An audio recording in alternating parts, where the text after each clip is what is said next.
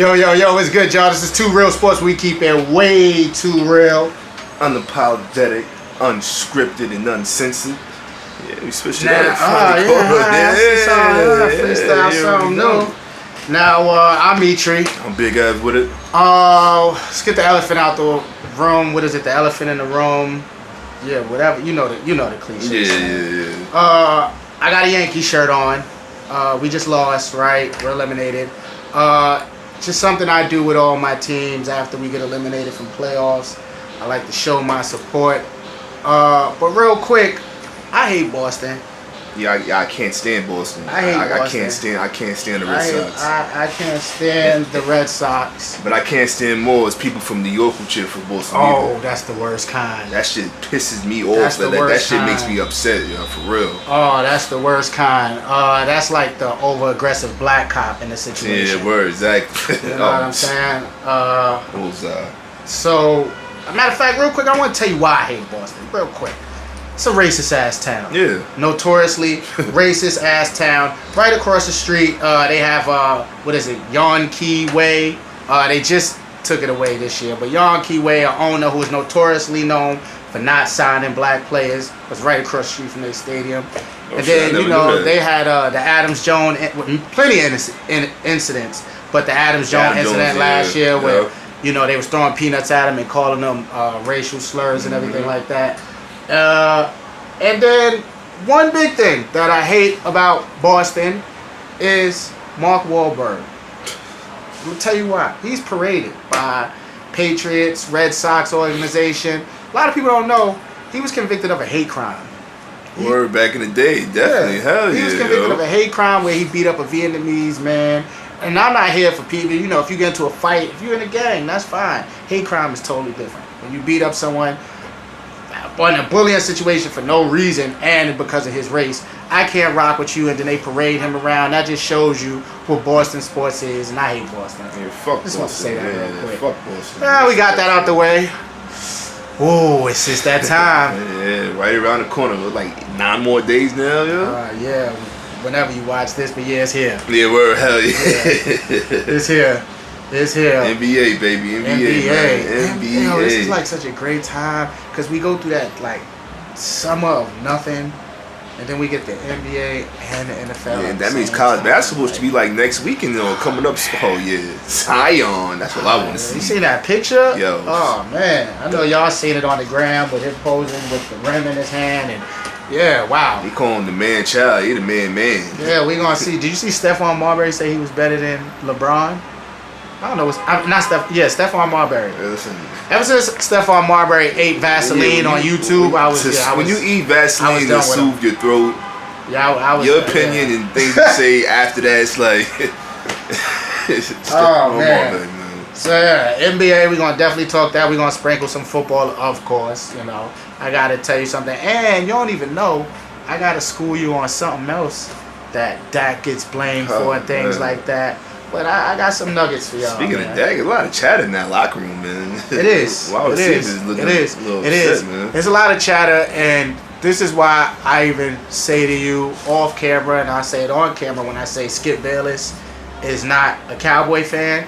A lot of that chatter and very knowledgeable with the Cowboys and things like that. And I'm not saying he's not a Cowboy fan, but it's used for ratings. But of course, that leads to the reason why I say that, because as a Cowboy fan, you wouldn't every day make Cowboy topics that are going to affect the locker room. And so this Cowboy chatter is coming from media, and I just single that out because it's every day.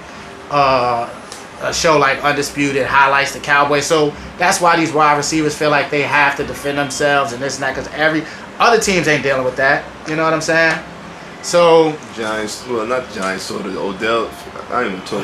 Whoa, we can talk about the Giants. I've been trying to tell y'all about Odell for how long? Nah, you ain't listen. For how long I've been trying to tell y'all about Odell is just another diva wide receiver, man. You didn't want T.O. to go, so I don't know why you talking about don't sign Odell when you was off about signing T.O. He's beyond. He's another diva wide receiver, man. He's beyond T.O. He's beyond T.O. He might be. I give you that. And what you could say about T.O. for most of his career is when he was T.O., wherever he was at, they won. They went to the playoffs. Odell don't lead the wins. That's my biggest thing. all that stats, whatever, the one-handed catches, they don't lead to wins. He has a losing record for a career in the Football, NFL. the ultimate team sport. We're not gonna put the onus on the wide receiver. We never did it before. We ain't gonna start doing it now. Man. I'm gonna put the onus on the star player, any star player. I just know he was out last year, and that record was horrible. They made the playoffs the year before. He was out last year, and the Giants got the second round pick. That's all I For know. most of his career, he's lost and not been in the playoffs. Okay, But so- I keep wanting. It's too late now. You paid him. It's over. It's over. You gotta deal with it. You gotta suck it up, and it's only gonna get worse. You already seen. Nah, what made me really mad about it is that Hyde told him about does he not want to be in New York? Does he? He said like, does he? I don't know. I don't like that answer. Like, get the fuck out of here with I that wouldn't shit, like man. that answer either, You like, especially you got your fucking the mom, first yo. year of your contract. You know, You just signed, fam. Like, you did all that, and then now you gonna come out and say that? because Odell's number one priority is Odell. But you know, I mean, it's crazy all the talent y'all got, and y'all just can't win a game. Can't win a game. I mean, well, you know, we'll get back into the NFL a little bit. You know what I'm saying? Because I got some explaining to do about the Cowboys. Yeah. You know what I'm saying? I mean, I really don't. Matter of fact, let's just go. We in it. Let's go. Right We now, in you it. might as well. Yeah, I mean, it's been very consistent from what I've been saying forever. Jason Garrett's not a Super Bowl winning coach. There's been enough proof, and nothing's gonna change until he goes. Now, the great thing about it is that the NFC East sucks right now. So, if they hurry up and fire him, we can still save the season. Chris Richard, which I know they know this because you wouldn't hire a coach. They hired Chris Richard and made up a position for him. I think it was just like the third down coach, the passing defensive coordinator, something they just made up. But they know he's the hottest assistant in football, and he will be a head coach like next year. So for them to hire him and put that, they know they put him in waiting for this moment. So they need to hurry up and do it. I don't know why Jerry getting so soft. If you think firing Jason Garrett in the middle of the year right now is going to get y'all over the hump and into the playoffs, I hope firing Dak is part of that equation too, because your quarterback play is looking terrible. It's Well, looking horrible out there. It's what I've been trying to, you know, and the more and more I think about, the more I'm going to keep preaching it. Play calling is almost everything in the NFL. Almost everything. Now, the three, I think I seen Vegas had the three leading MVP voters for now was Jared Goff. It was Jared Goff, Drew Brees, and darn it, who else was it? Jared Goff. Who else is balling right now? There's another quarterback, of course. Mahomes. Mahomes, thank you, and Mahomes. All three got the best top three play callers in the NFL. It's just hand in hand. So when we got a person who all we need is a game-winning field goal to beat the Texans, and he calls a 10, he throws a 10-step drop back on a double fake with J.J. Watt and Clowney at the line. So, but you got Dak as a top 5 quarterback, right? Yeah, very much so. So why doesn't his coaches have him as a top 5 quarterback? Because he's still doing these rookie plays. He's still not opened up the playbook for him. He's still sitting here running these damn read option plays. We all know what's coming. Like he's still running these simple, you know, you call it the vanilla offense. Why y'all not giving them more opportunity to open up the playbook? Why y'all not giving them more plays? That can't be it. That cannot possibly be the whole entire repertoire of the Dallas Cowboys offense. It has to be more. Why isn't the coaching staff opening up and giving Dak more responsibility? I wonder why. There's a couple answers, and I agree with you. Sometimes I watch the game and I wonder how much do they trust Dak? Why don't they let him read? Why don't they call play calls where he can read instead of these one read, triple fakes and all this silliness? Couple answers. I think for one, coaches in the NFL are just very stubborn. Very stubborn. They just, until they get fired, they just gonna show you they know what they talking about. They just gonna show you they such a genius. But honestly, the more and more as it goes, in my heart, I think it's a conspiracy. Honestly. But I think it's a conspiracy in the form of a blame factor. They try to make Dak look as bad as they can. So, because they know it's chopping block time, and when they get that sit down, like, yo, it's about to be over, they can go, oh, give me another chance, let me draft the quarterback. And so that I really think it's a conspiracy to make Dak look bad. I don't at all. I don't. They don't. I think they know fully the capabilities of the quarterback they have, and it's like, hey man, we got Zeke. We can just keep it with him, and we're not gonna give him too much to do because We've seen Dak make every not throw, capable. every throw you can make. not consistently. We've seen him. The plays ain't called consistently to make these throws. The play calling is hard. I mean, we've seen it from every angle. The receivers, to national media, to in the streets media like ourselves, and in barbershops. The play calling is terrible. And like I said with the MVPs, it just goes hand in hand. You can't be successful with the play calling being terrible. It's Yeah. impossible.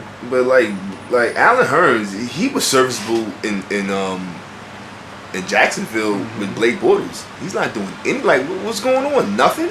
Look at Jacksonville has I see him in my head, but I can't think of his name right now. Their offensive coordinator, Jacksonville has a really good offense. They run a really good offense. I mean, it's like I told you about Leonard Fournette, where they've won more games when he don't play. That don't mean nothing. Yeah, it really don't. To Don't be mean honest, nothing. it don't. To be honest, I was just kind of saying it, but what it does tell me though is he can call some plays, regardless of, and he can adjust. And they call different plays when he in than when T.J. Yates and those kind of backs are in. So I like that Jaguars offense. Also with Allen Hurns, better offense. And second, he was a 2. I don't know what he is at the Cowboys. I don't know what anybody is at the Cowboys. That's the one thing I will say I was wrong on. I thought they didn't need these. You need receivers. Somebody got to be open sometimes. Like not even Cole Beasley. And that was his favorite target. Didn't he lead them in targets or receptions a couple of years ago? Yeah. Not even him. Not even Rico Gather. It's not like he's supposed to be the dude who transformed from basketball to the football. You know them dudes will always get open somehow. Like not even him. They don't Caught play his him first like catch that. like last week. They don't play him like that. They don't play him like that. They go, like I keep, saying, play calling is everything. Now, So it's accuracy at the quarterback position. one thing I will say though, people always try to attribute Dak failures to Zeke, right? Or even Dak's success to Zeke, right? So I looked up some things, right? I did my homework. Last year, right? The top 10 rushing teams in the NFL, 9 of them made the playoffs. And funny enough, the one team that didn't was the Cowboys. But they were 9-7, so they weren't the bottom of the barrel team. They just made the playoffs. But there's no problem. See, the thing is, you call it like you're not putting Dak in his proper place. You call him a top 5 quarterback. Yeah. You saying the Bieber. I almost said to myself, you comparing him like to him and to Tom Brady and all that. Yeah, like Tom no, Brady. he's not that. And it's okay for the if you need a complete team for him. For that quarterback to have success, it's fine. That's what Eli Manning is. That's Eli every Manning needs a quarterback. complete team around. He That's needs to Tom be protected. He needs a little run game. He needs somebody on the outside, and that's fine. You can win Super Bowls. We won 2 with that. It's fine. But you want to sit here and compare Dak to Dak Tom is Brady beyond and call him a top 5? Eli He's Manning. not that at all. He Dak is is not that beyond at Eli all. Manning. And Cowboys don't have that complete team. But since you want to sit here and ring this Dak top 5 belt, we don't even got to talk about that at all. I could just keep on having fun with this all day, all night. If you're gonna talk about that, that's fine. Yeah, you gotta talk about it in proper context. If you're gonna keep on talking about the top 5, no way. But is that not every quarterback? No, it's not every quarterback. Of course not. No, it's not every quarterback. It's not No. No. matter of fact, I'm gonna say these 2 stats. Then I'm gonna go back to why it is every quarterback. All right, so yeah, top 10 rushing last year. The top 10 rushing teams, 9 made the playoffs, and in the top 10 passing teams, 6 made the playoffs. The Chargers, who was first in passing, Bucks, Lions, and 49ers all did not make the playoffs, but they were top 10 passing teams. So I say that to say every quarterback, every team, you have to have great rushing. It's not just Zeke and Dak. Now, name me a top tier quarterback who doesn't have great rushing. Green Bay, Green Bay, the dude. Patriots, The Green Bay is kind of what the Saints. hold on. The Saints just got Hold on. Kamara. Hold on. Now let's go back to the Patriots, right? See, this is when people confuse it. People think Zeke, right? Zeke. Do the Patriots not get not only the same, but way more production out of their 3 running backs? Now, who won the Super Bowl for the Patriots? No, because they don't lead the league in rushing. When have the Patriots ever led the league in rushing? I bet if they did, they won the whole shit. They're always, since Belichick's, his philosophy is running the ball in defense. I broke down last episode how Tom Brady was winning Super Bowls with 145-yard passing games. So just because it's not one back named Ezekiel Elliott, there's three backs. Look at it. The James White dude won damn near. He could have been MVP. I agree with you. I give you that. But when has the Tom Brady team ever led the league in rushing? They're always top 5. They're always top 5. They're in this top 10 last year, and it's just not one back. But as a team, that's a lot of their philosophy is run the ball. They just have They just have a back that does everything. Now they got the Michaels. I'm about to say, speaking of that, it's about to get ugly because he's starting to come along now. Man. Yeah, he's starting to come along. Just think, what was it 2 years ago? What was their other heavy back? I had him actually in my fantasy league where he would do that. Who Dake, my man, Dake to do in college. He would, LeGarrette Blunt. Yeah, Blunt, yeah. Blunt, you know what I'm saying? That's what they do. They get a back for that. They got James White. And the funny thing is, when you watch the Patriots play, Brady's number one receiver is his running backs. That's his number. That's who gets the most targets is the running backs. James White and Burkhead go crazy. It's always been a slot receiver. At least like since the Welker days, it was Wes Welker, and Amendola got it. Then Edelman got it now. The last 3 to 4 years, we're gonna look this up. I guarantee you, his running backs is his top 3 receiver. Like his Gronk is somewhere in there. Yeah, of course. But James White definitely this year is the top targeted receiver, and it's not gonna be Chris Hogan, bum ass. Chris Hogan was deep. He was good. He was really good over there. But now Josh Gordon is over there. This is about to be cheap. I really think Belichick be losing on purpose. In the beginning of the year, I remember I said this before. I really think at the beginning of the year he loses on purpose so he can motivate the team. So he lost. I think he got beat up on that Jaguars game on purpose. And look what they got. They went and got Josh Gordon because they looked terrible in the passing game. And now they got the best passing game, low-key, in the NFL as far as receivers and targets-wise. Let's see. They got it. It's going to be... Yeah, they got Tom Brady. It's going to be just fine over there. I mean, they got Josh Gordon, Hogan, Edelman's back. Gronk looks like the beginning of the end, though. Yeah, Gronk looks like the beginning of the end. You know what? I tried to tell you last year, Kelsey was better than him, man. And ain't nobody won. Yeah, you did say that. Though, you know, whenever players talk, especially in football, whenever players talk for time, yeah, hell yeah, yep. It's usually it's downhill from there. Football, you got to be all in. Mm-hmm. NBA. Here we go. It's NBA. Time, man. We're going to get into these predictions, you know what I'm saying? Yes, sir. Everything that's going to go down. Where should we start it off? Might as well start with the creme de la creme, you know what I mean? Go right after that MVP. MVP? Who I think is going to be the MVP this year, unfortunately. Let me not say unfortunately, man, because, like, it's going to be LeBron James, because LeBron James, man, Father Time, like, I've been saying Father Time still haven't caught up with LeBron, but I was watching LeBron highlights and, like, on YouTube, like, the other day. And yeah, Father Time has most definitely caught with LeBron because he is not the same athletically like as he was when his first stint in Cleveland. I mean, he's still impressive. But he's still like he's still top notch. It's not like he can't do it. But like how it was, it was even crazier. He did like a triple pump layup in that Warriors game. It was I didn't know how he stayed in the air that long. But, and what's the word for 8? I know 4 is quadruple. What's the word for 8? Oh wow! Because his first thing in Cleveland, that shit would have been an 8. Because I was watching that shit, I was like, he was so much faster. I was like, this shit is ridiculous. But I think the Lakers, all these experts got the Lakers is like at the bottom half of the Western Conference, making the playoffs like 7th, 8th, even 6th, whatever. I got them at like a 4th, 3rd seed. And as long as that happens, you got to win you do got to win games to be considered MVP unless you Westbrook and you average a triple-double or whatever. But I think the Lakers gonna be better than what everybody expects them to be because they have a nice core. But I think LeBron is he's ahead of the game, man. Like I think he's trying to figure it out because what have you seen with LeBron James teams throughout his whole career? He's surrounded by shooters.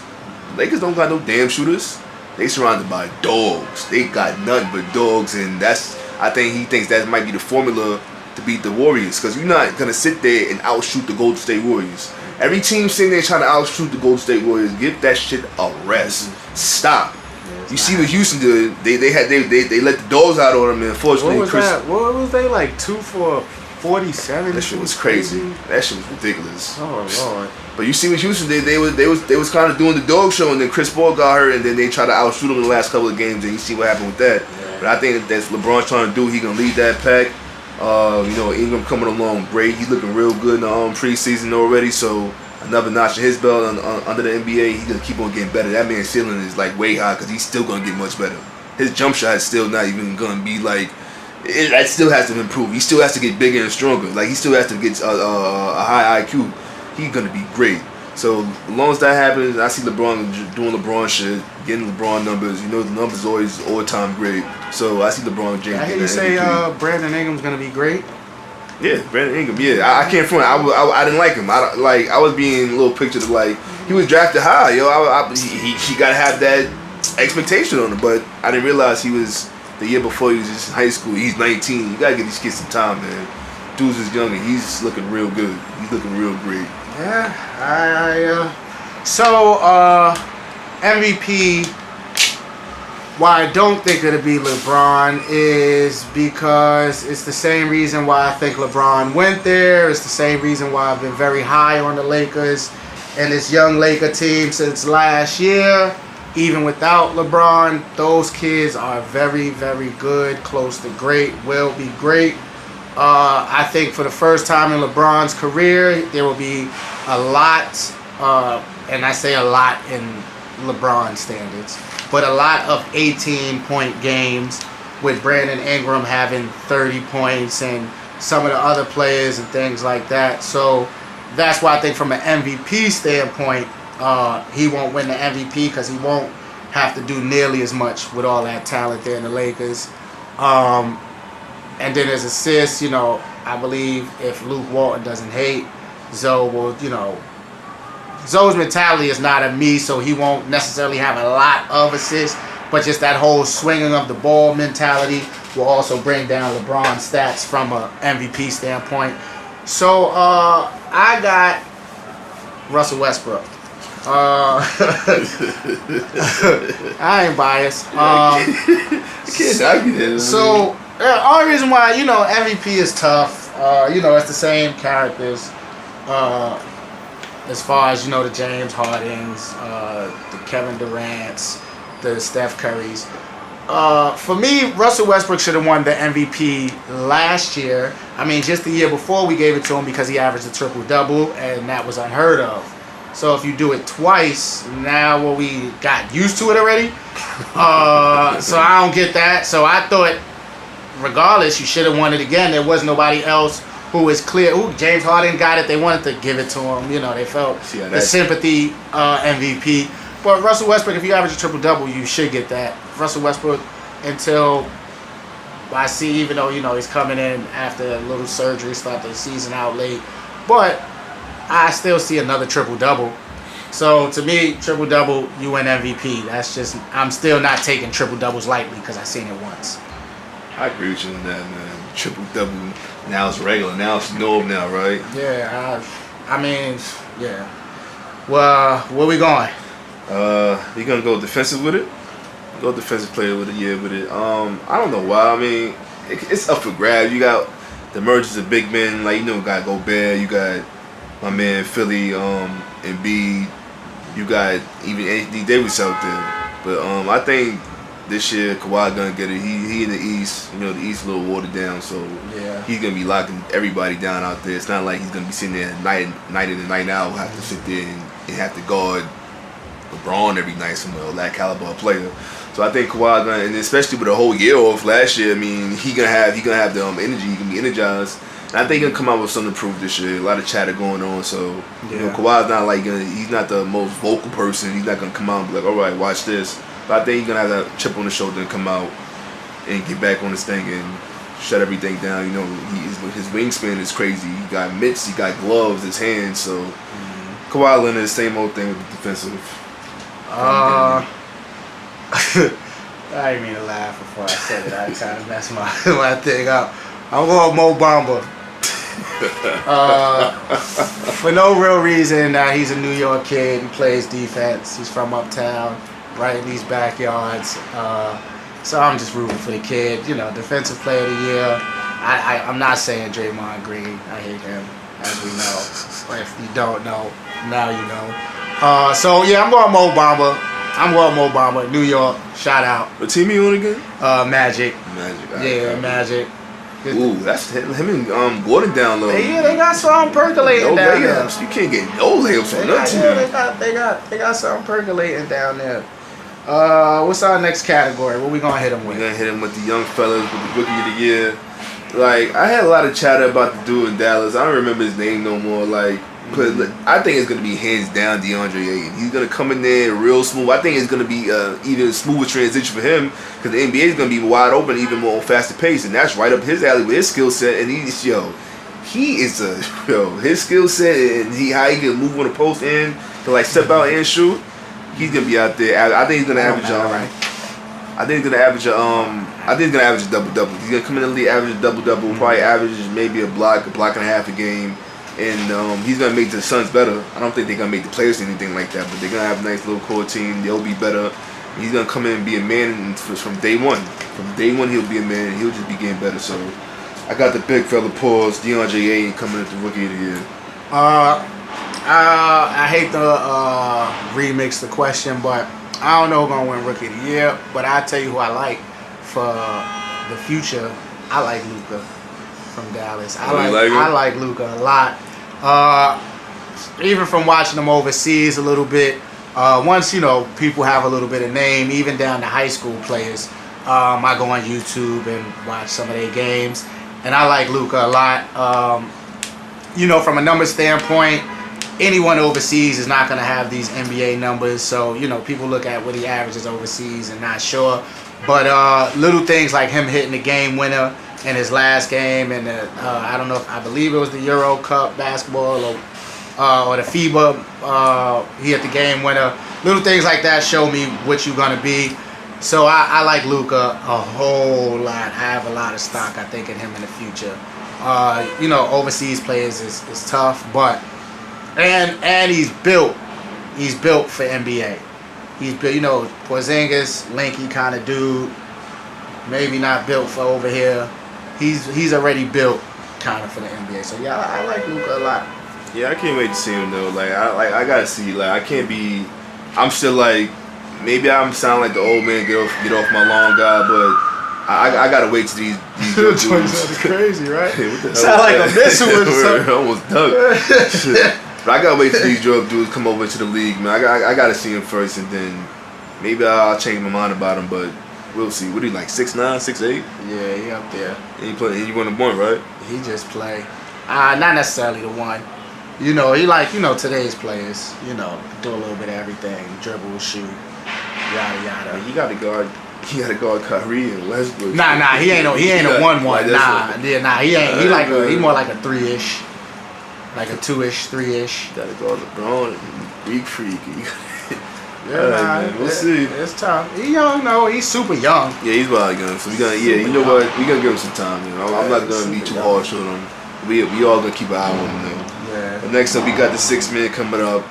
I think what the Pacers went through last year was a good growing pains, but how they took LeBron and Eastern Conference champions to the Game 7 in the first round. They're a young squad, and that was good growing pains. They mostly coming back together besides Lance. I think pretty much they got the same team. And I think they're going to be right in the thick of things. They're going to be right at the top. I think they're going to be in the second round, top 14, top 3 team, along with the Raptors, Boston, and Philly.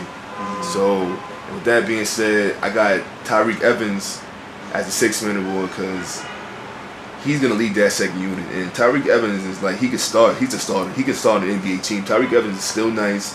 I think he might be 29 now, if not 28. He's still young. He can still play ball. And Tyreke Evans is nice. He's always been nice. And he's always got those baby LeBron numbers with the 25 and 5. He's obviously not gonna do that. I mean, the Pacers team coming off the bench, but he's gonna lead that second unit. He'll be the leader. He'll be keeping them in the games, keeping them afloat, scoring, distributing the ball, getting rebounds and everything. And with the how I think the Pacers gonna be good this year, and they're gonna be a top team in the East. Combine that with that, I think Tyreek Evans gonna get it. He got the boogie too, man. I don't even got know. moves, man. I don't even know if there's such thing as top teams in the East. There's two teams. Nah, it's like 2 or 4 years. It's like two teams, and it's the East, and it's just some teams. They got that semifinal though, so I had to throw him in there. I'm going Lance Stevenson.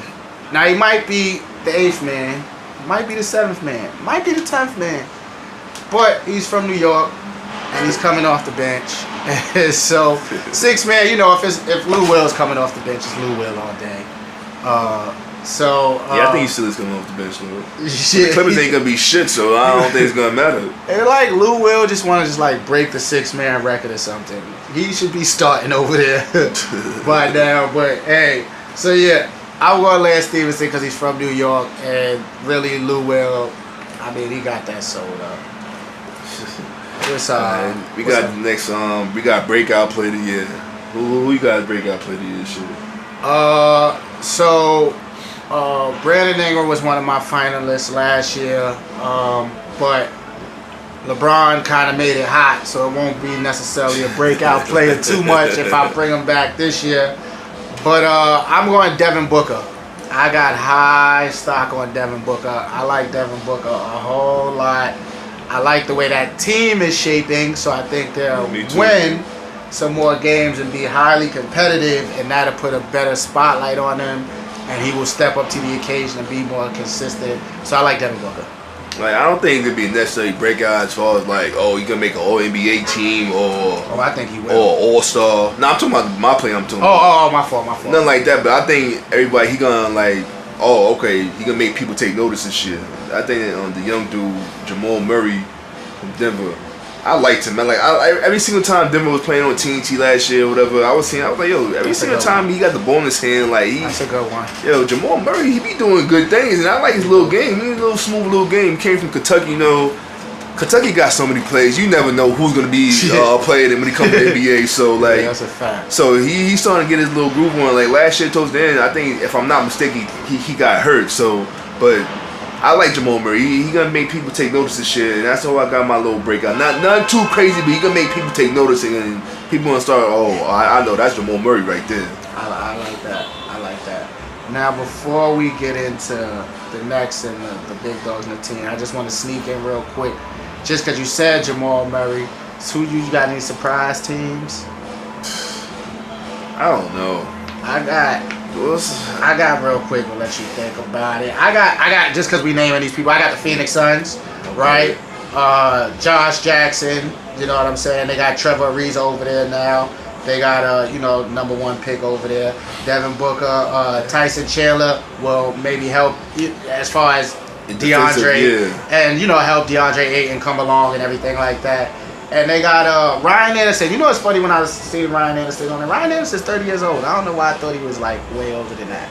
But Ryan Anderson, so I do like that team. I also like, just to get it out the way, because we mentioned Jamal Murray. Also, I like Denver. Yeah, I like Denver because too. I like him to step up. Paul Millsap. I love Jokic over there. That's one of my favorite players. Yep. The key over there is to see what Michael Porter Jr. becomes, and to see what IT Isaiah Thomas could do. I hope he don't go over there and fuck shit up IT. That's all I'm hoping. That's probably what he gonna do, to be honest. But as far as Michael Porter Jr. is concerned, man, unfortunately, man, and I hate to say this shit, man, I ain't trying to put this on him, but I think the writing's on the wall with him already, man. Back is tough. Your back and hip. And how is that gonna get better as a young person and as a pro? I just don't see it, man. I mean, if he does plan out to stay healthy, medically, technology, everybody's coming back. That is very true. So if that pans out and that happens, watch out for Denver, because they'll be a future team too. They'll be a future team, right? Like I think, like I say, after will LeBron retire, when the Lakers are gonna be, I left y'all like this, yeah. Take it from here. It'll be Denver around that time too. If Michael Porter Jr. pans out, because he's dead nice. He got the package. Pause. He got the full package.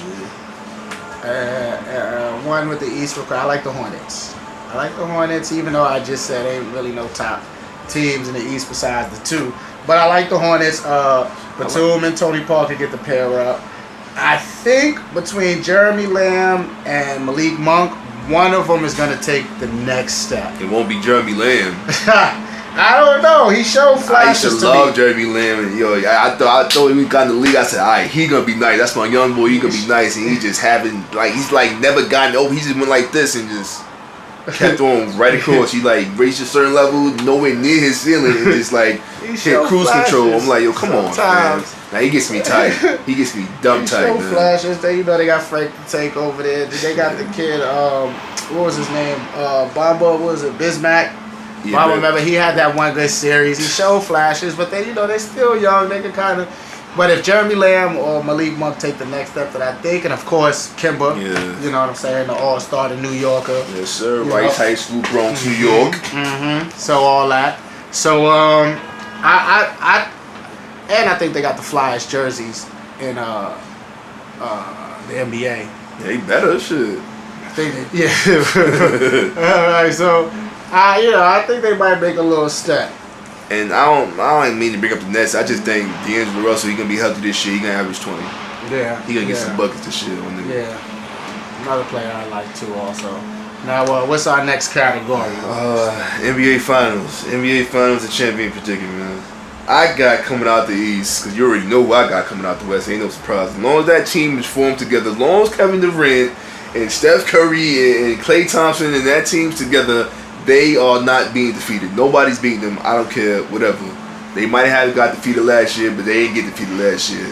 So I got them coming out the West, and I got the young Boston Celtics team coming out the East. They got a great team. Another year under Jason Tatum belt. That might be my favorite young player in the entire NBA. That young man is nice. He's gonna have a bright NBA future ahead of him, as long as he stays healthy. Kyrie, Gordon Hayward. They got the Marcus Smart, Rozier, who else? Al Horford. They got a squad. They stack. I'm missing a few other players I ain't even mentioned. Morris, yeah, the Morris twin, the white boy on the bench, the big man. They got a squad, and then you know how we feel about the coach. I think he's the best coach in the league, Brad Stevens. So they going right to the finals, and it's gonna be. I don't think they're gonna get brutalized in the finals. It's gonna be a nice series. I see a 6-game series. I don't see it going 7. It could go 7. You know, Kyrie might be out there going crazy out there, but it's gonna be a great competitive series. But of course, too much experience on that side. They done been to 3 or 4 now, in a row, and it's just too much talent. It's just too much. I don't see anybody beating that team. So I got the Warriors and the Celtics in the chip, but the Warriors 3-peat. Yeah, they 3-peat. Also got the Celtics. Just too stacked over there. Philly, they will have plenty of years to come where they will dominate, but not yet. Nope. And with the West, all right, it's head and heart, right? So OKC, heart. I want Russ to break up. This is how the sports guys are going, have it where he gets the ultimate revenge and breaks up the 3-peat that they thought they was gonna get, and they never get that 3-peat. But realistically, that's probably not gonna happen. So it's gonna be the Warriors, unfortunately. But I do believe a healthy Celtics team will beat the Warriors, and besides thinking that the talent is almost as equal. I mean, Kevin Durant is a big factor, but the Celtics play a whole lot of defense. Right, a whole lot of defense. And they have people who can match up well from a size standpoint with Kevin Durant somewhat, with Jason Tatum there and Gordon Hayward. Yeah, they can switch all day. Yeah, so I think they will win, but the biggest key, and like you said, Brad Stevens. I mean, I got all my chips in on Brad Stevens. No disrespect to Steve Kerr, but I don't really look at him like a great coach. Part of that is probably because he doesn't have to. Part of that is great coaching, not over coaching. You know what I'm saying? And just letting them do them. Yep. But I got Brad Stevens winning that chess match. And I like the Celtics to win that championship, and then Kyrie is forced to stay, and they maybe start their own little dynasty over there. and then maybe later on the Lakers, and then I can see. All right, I'm going too far ahead. But Kyrie got to get off Boston, like, and Jason Tatum too, because I can't be liking no fucking Boston. I can't like no Celtics. So The world is about to be messed up because it's about to be Boston. Right? I just made this whole spiel about Boston, and now I just chose Boston. But the world's about to be all messed up because everybody about to be rooting for Boston and LA in some form or another. The Lakers then wrapped you in that everybody got to kind of. You got the LeBron fans, which is like half, and then you got just Laker fans, which is already like 25%. You know what I'm saying? Then you just got the young generation who just love Zoe and Kuz. So it's just like everybody's about to. It's crazy. It's about to be like 50-50 just in the fan standpoint. And I'm gonna keep on wearing these New York tees throughout all the mess, throughout all the chaos. I'm gonna still be rocking these New York tees, and we about to get up out of here and watch the Giants versus Philly ads to be not losing. You're not losing to Philly. We're gonna beat the Eagles tonight. You know we are. You said it before the cameras came on. You know, front now. Like, shit. I hope y'all both lose. It has to end in a tie. I hope it's 0-0. As long as we don't throw sideways, man, throw the ball down the fucking field. We got this. We got Olivier Vernon coming back. Our pass rush is gonna be elite tonight. Defense. You already know about our defense. Yeah, we'll see. That ain't been the problem. You like I throw the ball downfield, man. No, you just gotta get Odell off the team. It's over. Just some people are just clowns. That means they gotta get AB out of Pittsburgh. Yo, I put it you like this. Nah, cause AB win. I put it you like this. One thing I learned about Tony Romo. Tony Romo was from a just raw talent and just from a make every throw and just could do it. Tony Romo was a great player. He was way better than he gets credit for. But he just wasn't a winner. It was just something about him where he just couldn't. It wasn't all his fault, but it's just something about him. And I'm telling you, Odell is going to be one of the type of players where it's just something about him. He's just not going to win. It's just not. I don't know why I try to warn y'all. I've been trying to. Well, we'll see, man. Stuck now. You gave him the bank. It's over. But Eli don't give a fuck. Oh, he maybe not. Maybe not, because after They Odell gonna keep came out and Eli did all that. forever. Y'all just love Eli, boy. Nah, it's time to go, man. Eli, you my man. You to the death for me, but I think it's like, what is it, like 2 or 3 playoff appearances in 10 years? I mean, we missed our chance. You could when have did signed y'all fucking Teddy think it was Bridgewater time to and go? we didn't do it. Man, we're gonna get to this game, man. My brother, 27. 27. Like the great Jimmy V say, don't give up. Don't ever give up. Man, we got NBA and NFL. Ain't gonna be no more boring nights on TV, College man. basketball too. Oh man, I gotta see how much DVR space my TV can hold. I gotta find that. All right, yo, let's get out of here, man.